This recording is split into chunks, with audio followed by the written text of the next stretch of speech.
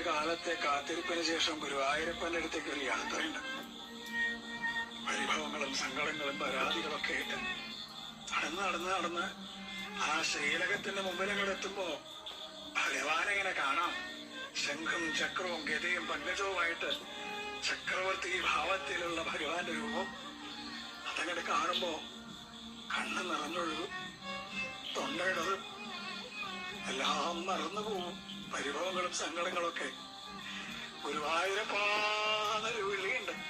ആ സമയത്ത് ശ്രീലകത്തുനിന്നൊരു നോട്ടമുണ്ട്. കാരുണ്യത്തിന്റെ കടലായ കണ്ണന്റെ നോട്ടം.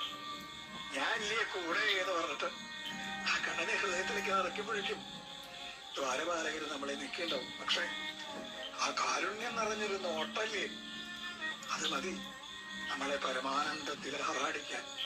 കൃഷ്ണ ഗുരുവായൂരപ്പ.